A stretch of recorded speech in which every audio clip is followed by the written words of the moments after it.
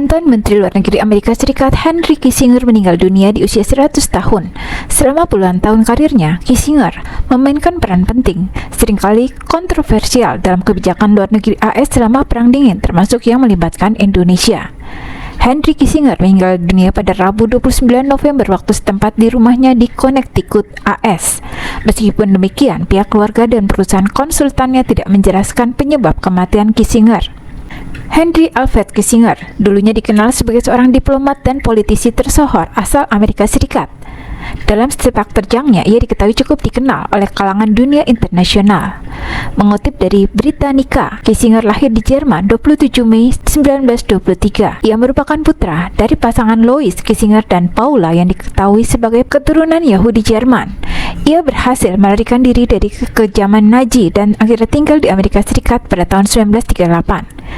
Pasca beralih menjadi warga Amerika Serikat, Kissinger bertugas di Angkatan Darat AS selama Perang Dunia Kedua. Berkat kemampuan bahasa Jerman yang ia miliki, ia ditunjuk sebagai seorang penterjemah. Lepas dari dinas militer, Kissinger sempat kuliah di Universitas Harvard, meraih gelar BA di tahun 1950 dan PhD di tahun 1954. Ia kemudian menjadi bagian dari akademisi Universitas Harvard. Kissinger yang merupakan doktor di Universitas Harvard dan mengajar di kampus tersebut. Ketertarikannya pada pelayanan publik membawanya terjun ke pemerintahan. Seiring waktu, Kissinger mulai menjajaki profesi sebagai konsultan masalah keamanan. Tercatat ia pernah bekerja untuk sejumlah lembaga AS yang mencakup era pemerintahan Presiden Dwight D. Eisenhower, John F. Kennedy, hingga Lyndon B. Johnson. Pada tahun 1969, Presiden Richard Nixon menunjuknya sebagai penasihat keamanan nasional. Beberapa tahun berselang, Kissinger mendapat peran lain sebagai sekretaris negara. Pada tahun 1969, setelah kemenangan Nixon, Kissinger diangkat menjadi asisten presiden untuk urusan keamanan nasional, posisi yang memberinya pengaruh besar terhadap kebijakan luar negeri AS.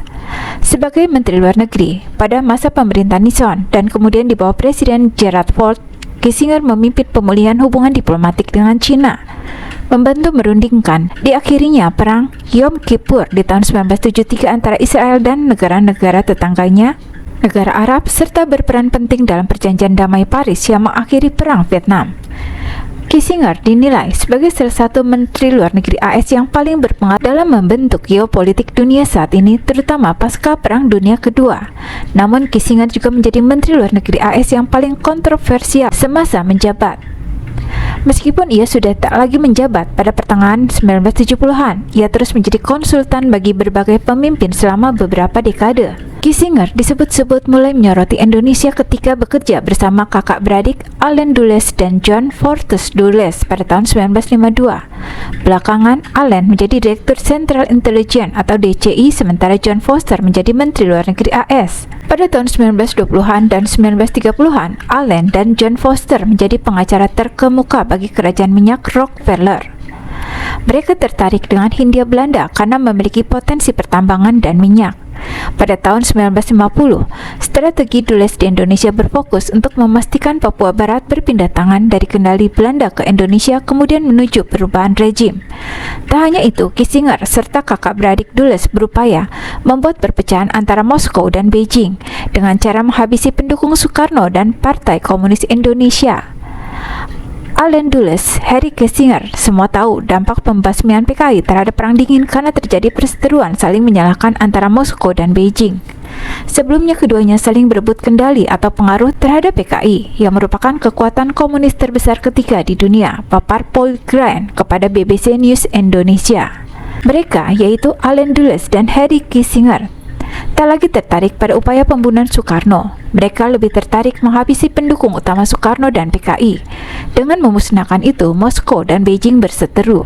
Jadi, titik balik Perang Dingin bukanlah kunjungan Presiden Nixon atau negosiasi Kissinger, melainkan Indonesia pada 30 September 1965, tutur Paul Grant. Sebagaimana tercantum dalam dokumen rahasia yang diterbitkan oleh National Security Archive di George Washington University, di bawah arahan Kissinger, AS memberi lampu hijau pada serangan Indonesia ke Timor Timur, sekarang Timor Leste, pada tahun 1975, yang mengawali pendudukan selama 24 tahun oleh Presiden Soeharto. Pendudukan Indonesia di Timor Leste dimungkinkan oleh persenjataan dan pelatihan dari AS. Kissinger juga mendorong perpanjangan Perang Vietnam dan memperluas konflik tersebut ke Kamboja, memfasilitasi genosida di Kamboja, Timor Leste, dan Bangladesh, percepatan perang saudara di Afrika bagian selatan, serta mendukung kudeta dan pasukan pembunuh di seluruh Amerika Latin. Ada darah dari setidaknya 3 juta orang di tangannya, menurut Greg Grandin selaku penulis biografi Henry Kissinger. Hanya ada sedikit orang yang terlibat dalam kematian dan kehancuran serta penderitaan manusia di banyak tempat di dunia. Salah satunya adalah Henry Kissinger, kata jaksa penuntut kejahatan perang Red Brody. Selama bertahun-tahun, Kissinger juga mendapat kritik pedas dari orang-orang yang menuduhnya mendorong pelanggaran hak asasi manusia dan mendukung rejim yang represif di seluruh dunia, termasuk rejim Augusto Pinochet di Chile. Namun Kissinger menepis kritik ini. Itu mencerminkan ketidaktahuan mereka, kata Kissinger kepada CBS pada sebuah wawancara sesaat sebelum ulang tahunnya yang ke-100. Pada tahun 1973, Kissinger dianugerahi hadiah Nobel Perdamaian bersama Le Duc Tho dari Vietnam Utara yang menolak menerimanya.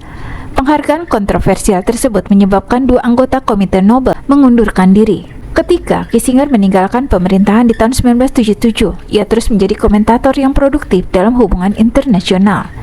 Nasihatnya diminta oleh 12 presiden AS, dari John F. Kennedy hingga Joe Biden, serta oleh anggota parlemen.